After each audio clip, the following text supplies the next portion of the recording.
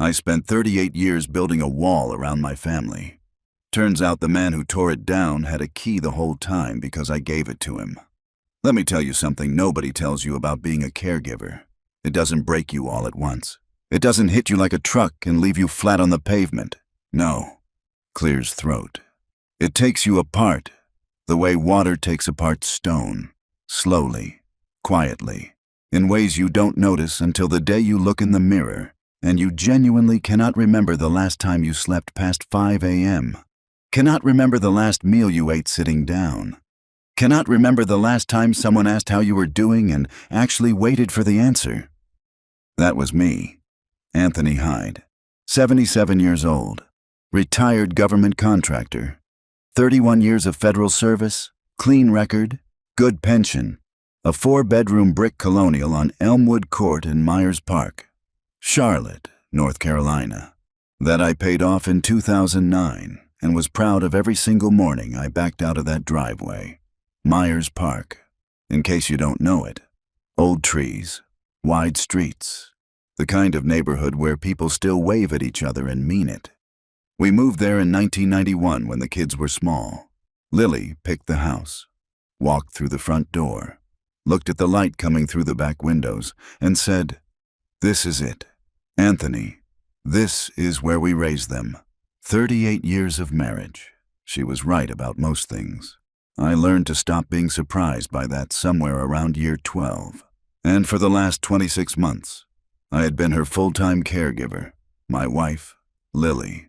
Lily was diagnosed with early-onset dementia at 64 years old, and from that day forward, my entire world became her medication schedule, her appointments, her good days, and her bad days. That was my life. That was all of it. But here is what I didn't know was also happening during those same 26 months.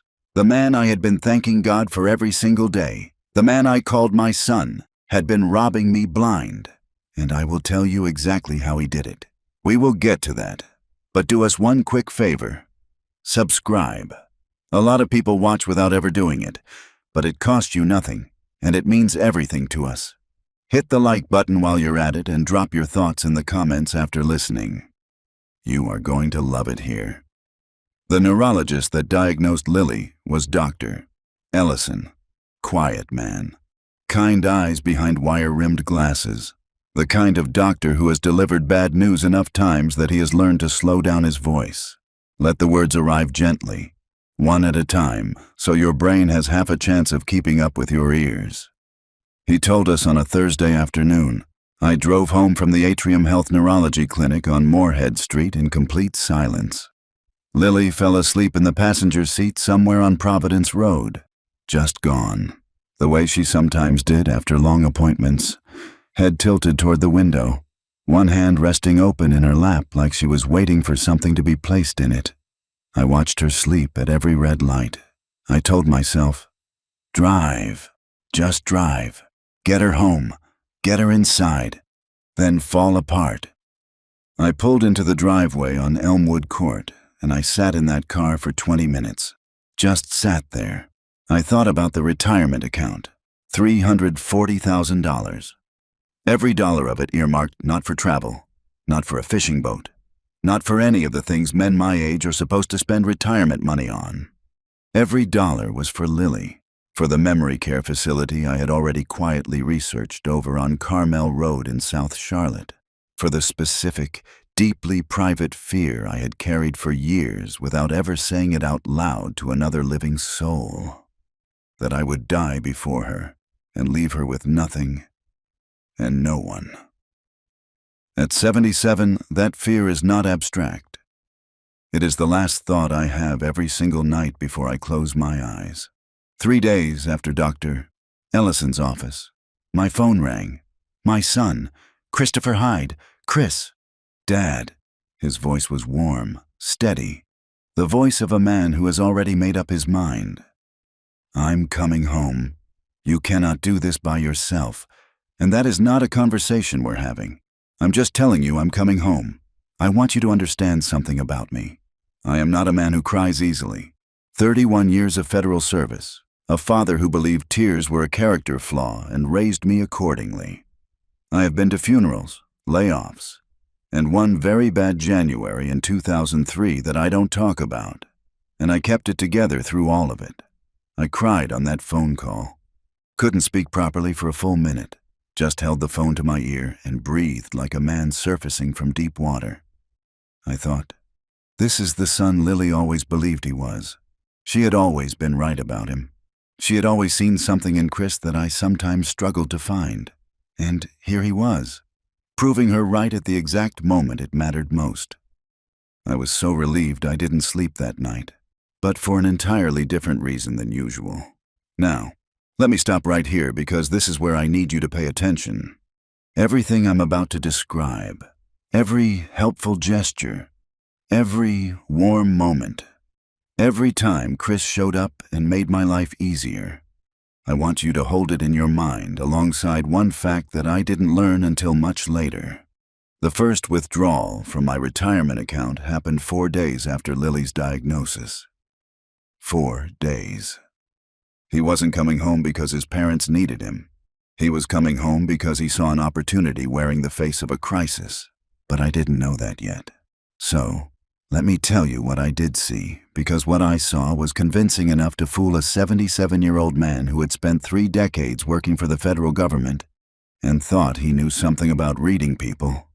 Chris got an apartment over in North Davidson for those who know Charlotte, close enough to Elmwood Court to be present, far enough to look like a man with his own life. He was at our house 4, sometimes 5 times a week.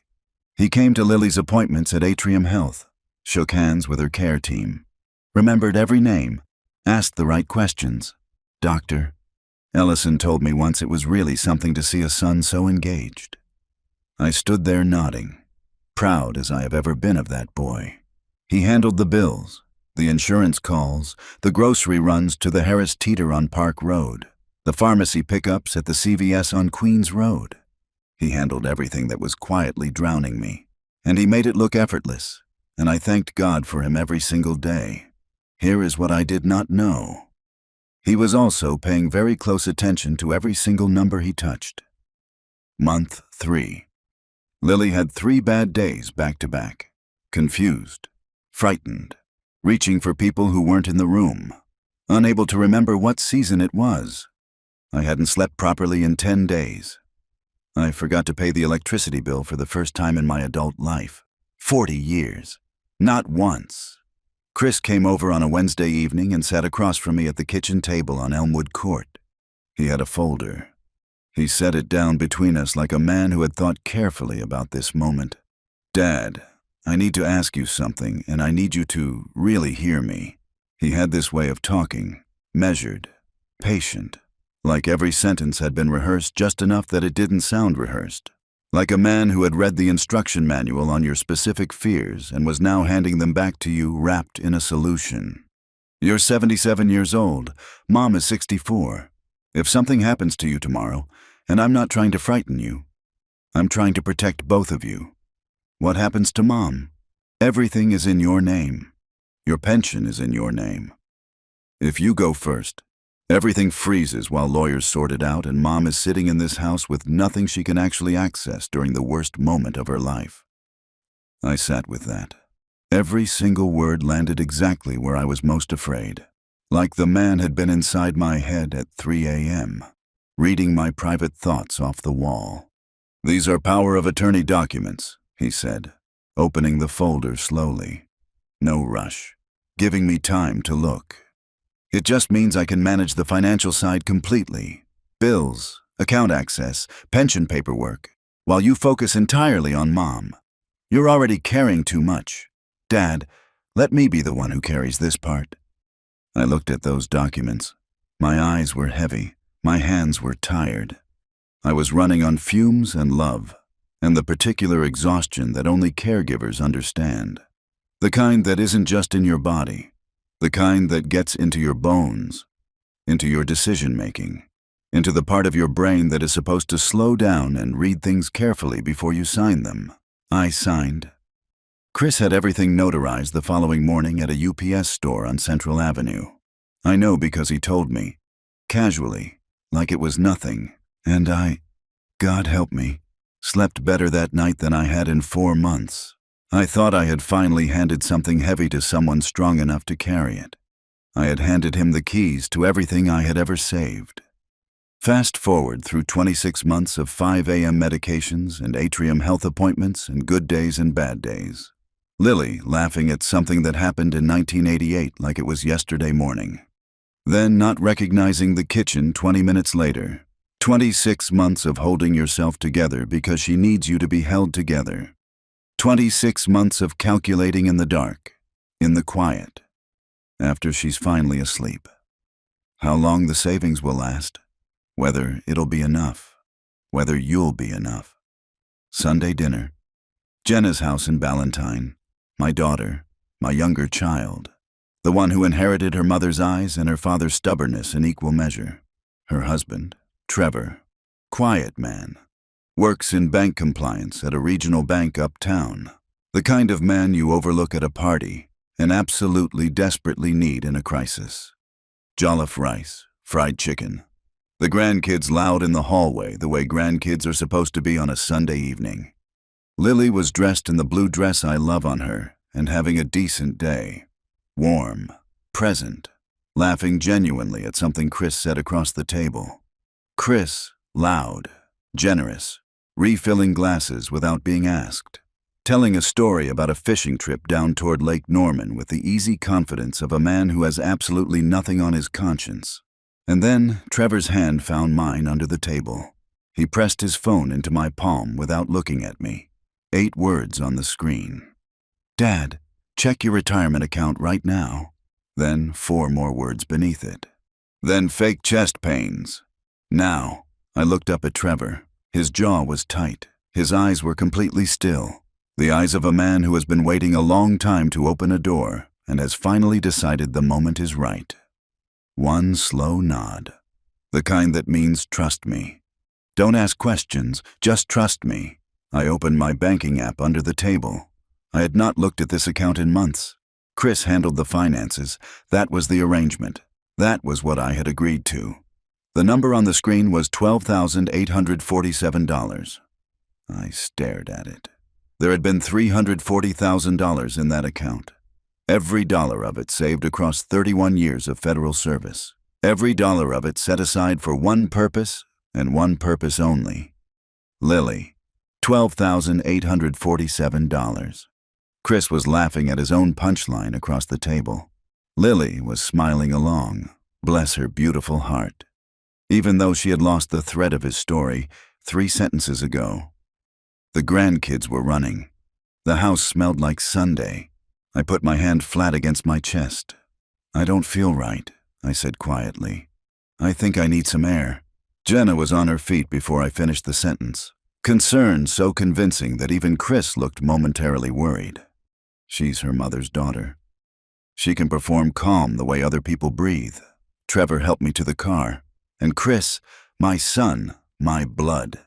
The man I cried with gratitude over on a phone call 26 months ago, stood in the doorway of his sister's house in Ballantyne and waved at me with his father's own face. Feel better, Dad? I'll check on you tomorrow. I sat in that car, and the first thought I had was not about myself. It was not about the money. It was about Lily. That $340,000 was her safety net. The memory care facility on Carmel Road that I had bookmarked on my phone and visited twice without telling anyone. Walking the halls quietly, speaking to the staff, making sure it was good enough for her. The protection I had spent 40 years constructing around the woman I was terrified of leaving behind. Gone. And the man who took it was standing in a warm doorway in Ballantyne, North Carolina. Waving goodbye like he hadn't taken a single thing. The truth doesn't arrive all at once. It comes in pieces, and each piece breaks something different in you. I want you to picture something. A 77-year-old man sitting in the passenger seat of a silver Honda Accord on a quiet Sunday evening in Ballantyne, North Carolina. Engine running. Streetlights just beginning to flicker on. The sound of his grandchildren still faintly audible through the walls of his daughter's house behind him. That man is staring at $12,847 on a phone screen. And that man is very, very still. Not because he is calm. I want to be absolutely clear about that. I was not calm. I was the opposite of calm. I was the kind of still that happens when your brain receives information so catastrophic that it simply refuses to move forward until it has processed what it is looking at. Like a computer that has been handed a file. It was never built to open. $12,847. 31 years of federal service. Years of packed lunches and pre-owned cars, and telling my kids no to things I probably could have said yes to because every dollar that wasn't spent was a dollar that went into that account. For Lily. Always for Lily. Trevor pulled out of the driveway without a word. He drove us uptown, not to a hospital, not to a police station, to his office building on South Tryon Street, 7th floor. The building was empty on a Sunday evening, and our footsteps echoed in the lobby like we were walking through a church. Which, in a way, I suppose we were.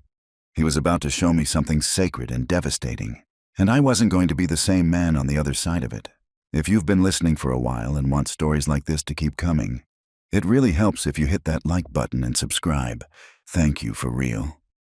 Trevor closed the door. He sat down. He looked at me the way a doctor looks at you right before he tells you something you cannot unhear. Anthony, he said. And he never called me Anthony. It was always Dad. I need you to understand that everything I'm about to show you has been verified 3 times. I didn't come to you with a suspicion. I came to you with a case. How long have you known? I asked. 4 months? 4 months. I let that sit for a second. Didn't get angry about it. Not yet.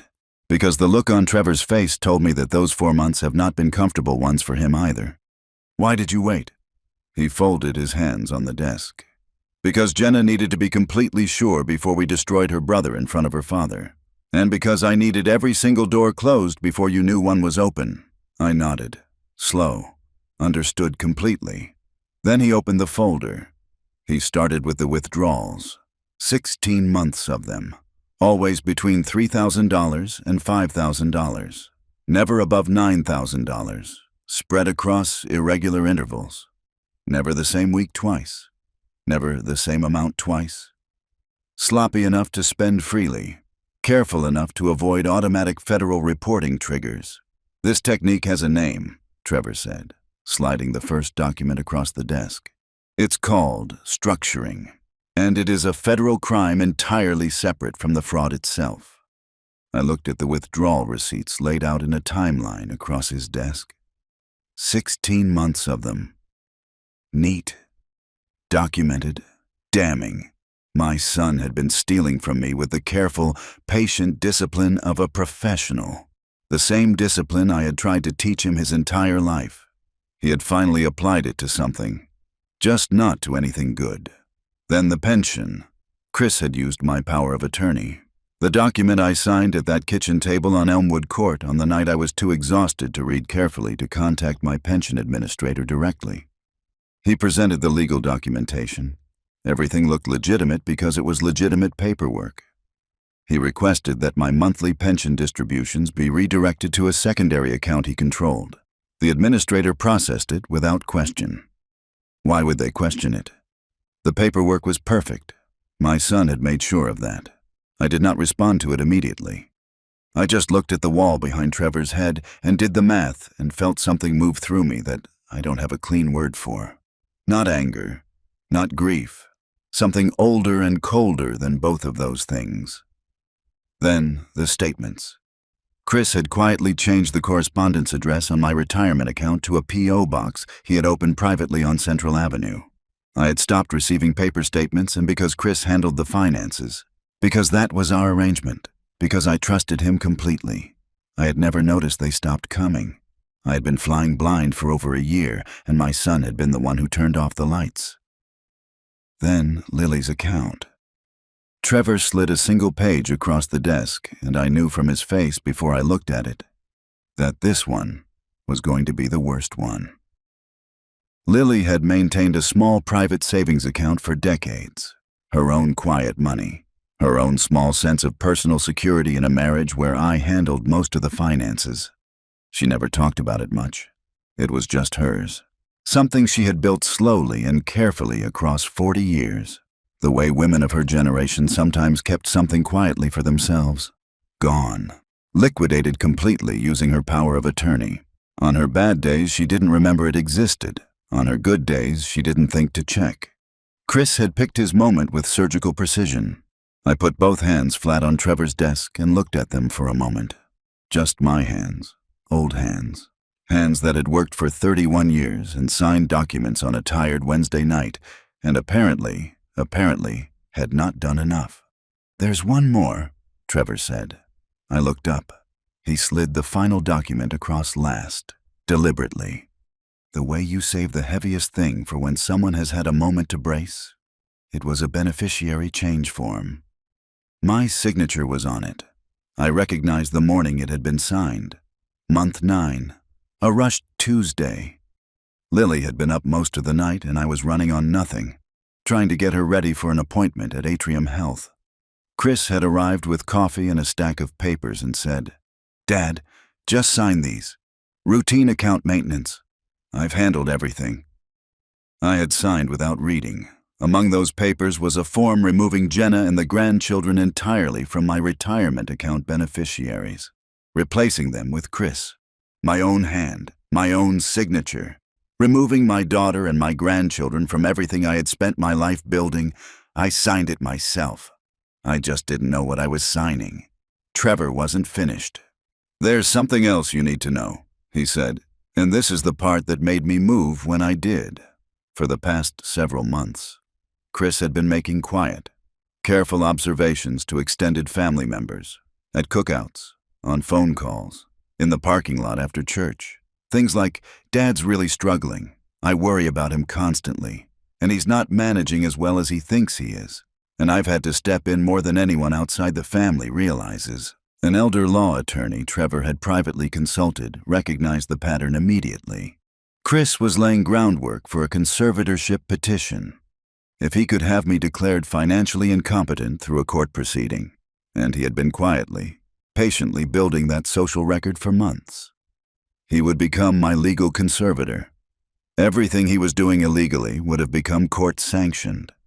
Everything I still owned would have transferred to his legal control. He wasn't just stealing from me.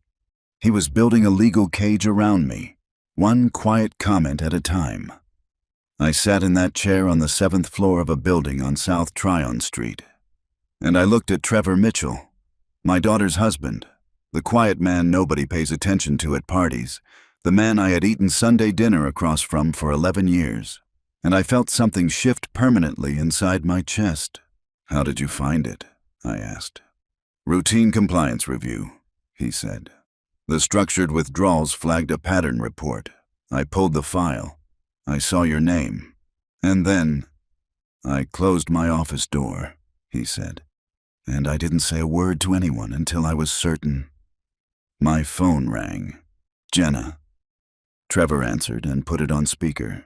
Her voice was completely controlled, the voice of a woman who has been holding herself together through sheer force of will for several hours, and is succeeding, but only barely. She told us Lily was fine. The grandkids were settled. Chris was still there, asking questions about my health, hovering with concern, performing devotion for an audience of one. Then she paused. "Dad," she said quietly, "Mom just told Chris he's a good boy." She patted his hand.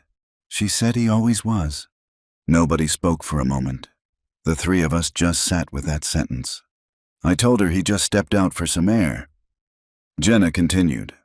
I kept my voice completely normal.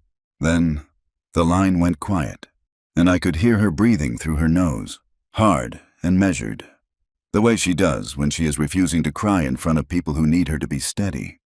I thought about what that moment had cost my daughter. Jenna had spent her entire life defending Chris. To me, to her mother, to relatives who whispered at Thanksgiving, to her own doubts at 2 a.m. when she lay awake wondering. She had covered for him, explained him, loved him past every reason not to, because that is what she believed family meant. And he had used that love as cover while he robbed their father of the one thing he was saving for their mother. Then Trevor said something to me, quietly, almost to himself. "What do you want to do, Anthony?" And here's the thing about being 77 years old and sitting in an empty office building on a Sunday night with $12,847 left to your name, and the full weight of what just happened pressing down on every bone in your body. You have two choices. You can be loud about it. You can call your son right now and say every true and terrible thing that is currently sitting in your chest looking for a way out. You can be the fire, or you can be something quieter, something colder, something that actually helps her. I thought about Lily on Carmel Road, the memory care facility, the staff I had spoken to. I thought about what the next chapter of her life was supposed to look like, and what it would look like if I let anger make my next decision for me. I looked at Trevor. "I want every door closed before he knows one is open," I said. "Not for me, for her. I want her protected first. Everything else comes after that." Trevor nodded once. He already had a plan. Revenge is loud. Justice is quiet. I chose the one that actually helped her. There is something nobody tells you about justice. Doesn't feel the way you think it will. You spend your whole life watching movies where the good guy gets his moment. The dramatic confrontation, the speech, the satisfaction of watching the villain finally understand what they've done. You think that when your moment comes, it's going to feel like winning, like exhaling after holding your breath for a very long time.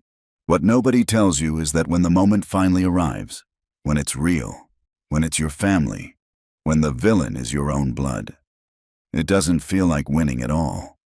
It feels like amputation, necessary, correct, and permanent. I drove home to Elmwood Court that Sunday night, and I sat in my driveway for the second time in 26 months. First time I sat there, I was trying to figure out how to protect Lily from a diagnosis. This time, I was trying to figure out how to protect Lily from her own son. The next morning, I was on the phone with an elder law attorney, a woman named Beverly Holt, whose office was over on Providence Road, 12 minutes from my house. Trevor had already called ahead. She was expecting me.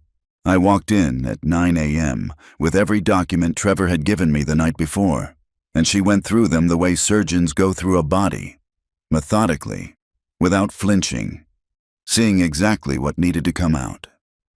By noon that same day, the power of attorney documents Chris held over both me and Lily had been formally revoked. Every single one, filed, processed, and effective immediately. Chris lost all legal access to both accounts before he sat down to eat his Monday lunch. He had no idea. Beverly then initiated emergency beneficiary correction proceedings with my retirement account administrator, reversing the form I had unknowingly signed on that rushed Tuesday morning, the one that removed Jenna and the grandchildren from everything. My daughter and my grandchildren were restored. Chris was removed. He still had no idea. Day 2. Trevor's compliance department at the bank opened a formal internal investigation. The evidence trail Trevor had spent 4 months building was handed to the fraud team in a package so clean and complete that the senior investigator, a man named Detective Ray Caldwell from the Charlotte-Mecklenburg Financial Crimes Unit, told Trevor it was the most organized case file he had received from a private citizen in 11 years. Trevor being Trevor, he simply nodded and said, "Thank you." Day 3. Chris came to the house on Elmwood Court. He brought food, sat with Lily while she watched her program, straightened the living room without being asked, poured me a glass of sweet tea, and asked how I was feeling after the scare at Sunday dinner. "Much better," I told him. "Just tired. You know how it is. You need to take care of yourself, Dad," he said. "I worry about you." I looked at my son sitting across from me in my living room. I thought about $12,847. I thought about Lily's private savings account, the one she had quietly built across 40 years, gone completely. I thought about the conservatorship groundwork he had been laying in the minds of family members for months, the cage he was building around me. One quiet comment at a time. I picked up my glass of sweet tea. And I said, "You're right, son. I'm going to start paying very close attention to everything going forward." He nodded, looked satisfied. He had absolutely no idea what was already in motion around him. Day 4. My daughter Jenna went to the house on Elmwood Court on a Tuesday morning while Chris thought she was at work. She moved through her childhood home with her spare key and a list of documents Beverly Holt needed. Original paperwork, files from the back office. Things Chris didn't know she could access because he had never considered that Jenna might stop defending him long enough to move against him. She told me later that she didn't allow herself to feel anything while she was inside the house. She was completely focused, and she felt nothing until she was back in her car with the documents on the passenger seat. Then she sat there for 10 minutes before she could drive. I didn't ask her what the 10 minutes felt like. I already knew. Day 6. Beverly Holt initiated emergency Medicaid planning proceedings, identifying every protective measure still available to us given the documented fraud circumstances. She found pathways I didn't know existed, legal structures that could still shield Lily's care options even with the account depleted the way it had been. The memory care facility on Carmel Road. The one I had visited twice in secret. The one I had bookmarked on my phone and prayed over in the dark. Was still reachable. Lily was going to be okay. For the first time in 9 days. I exhaled all the way. Day 7. Chris came back. He stayed longer this time, asked careful questions about my health, wondered aloud whether I had thought about updating my advanced directive paperwork. Just being responsible, Dad, just thinking ahead. I looked at my son for a long, quiet moment. I almost felt sorry for him. Almost. "You're absolutely right, Chris," I said. "I should be thinking ahead." He smiled. He drove home. Every door around him was already closed. He just hadn't tried any of them yet. Day 9. Sunday. I called Chris in the morning. "Son, I'm feeling much better. Come to Sunday dinner at the house this weekend. Bring something nice. We have a lot to be grateful for." He arrived at Elmwood Court at 6 o'clock with an expensive bottle of wine and his widest smile. The table was set carefully. Lily was in the blue dress, the one I have always loved on her. She was having a good day, present, warm, occasionally funny in the way that used to make me fall in love with her all over again in the middle of an ordinary Tuesday. She told a story from 35 years ago that made Jenna laugh, despite everything she was carrying inside her chest. Jenna, sitting at that table with her mother's laugh in her ears and 4 months of her brother's betrayal in her bones, holding it all together with nothing but love and sheer will. Trevor sat beside her, quiet, steady, unremarkable to anyone who didn't know what he had done. Which was everyone at that table except me. Chris sat at the head of the table and was everything he had always performed being: charming, generous, devoted, refilling glasses, laughing at his own jokes. The golden sun at Sunday dinner like none of the last 16 months had ever happened. The food was good. The company was almost convincing. And then, midway through the first course, there was a knock at the front door. I stood up. I walked to the door on Elmwood Court, my house, my floors, my 40 years, and I opened it. 2 financial crimes detectives, plain clothes, paperwork in hand, professional, calm, and completely unhurried. Detective Ray Caldwell and his partner. I had spoken to them 3 days earlier. They knew exactly where they were going and exactly who they were there for. I heard Chris stop talking mid-sentence. I stepped aside. The detectives walked in. I watched my son's face in the moment he understood what was happening. And I want to tell you something because this part matters. There was no guilt on his face first. Even now, even in this moment. His first instinct was not remorse. His eyes moved fast across the room. To me, to Trevor, to Jenna, to the door, looking for the exit that did not exist. There was no exit. Every door was closed. Jenna stood up slowly. She had been thinking about what she wanted to say for 9 days.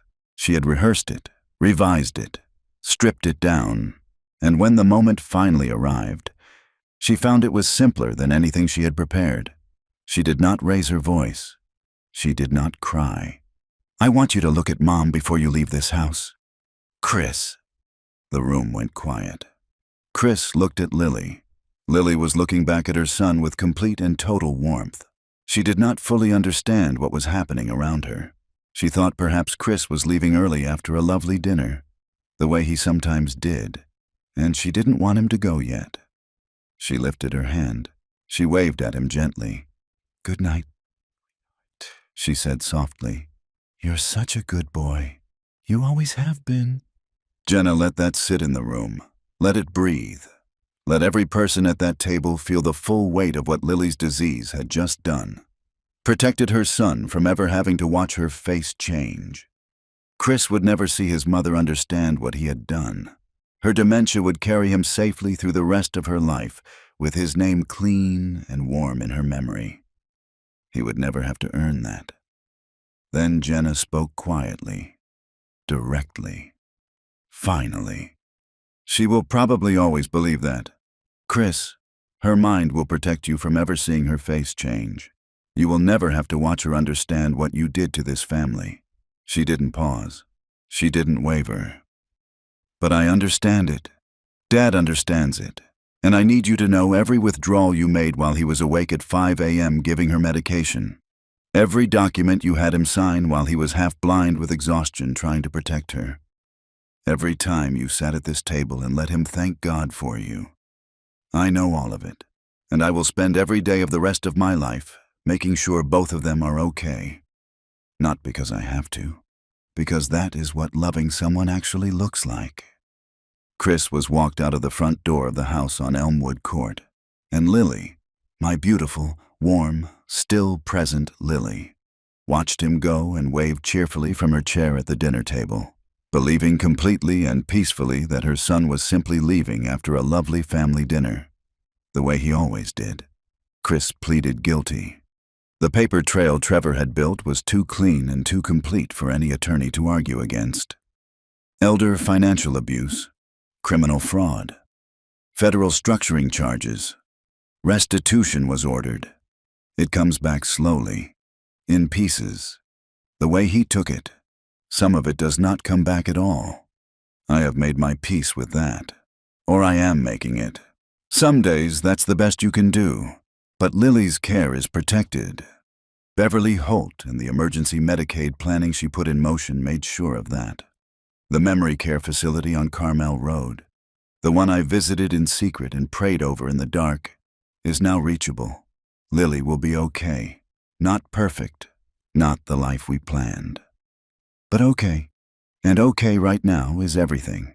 I still think about something I have never fully understood until right now.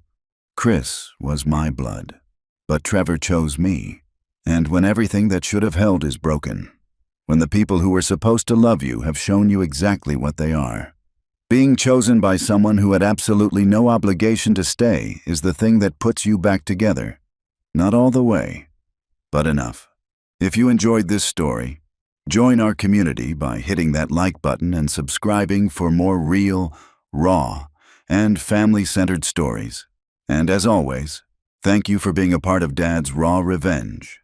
I will see you on the next one.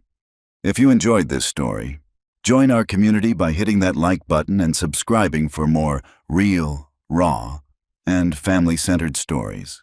And as always, thank you for being a part of Dad's Raw Revenge. I will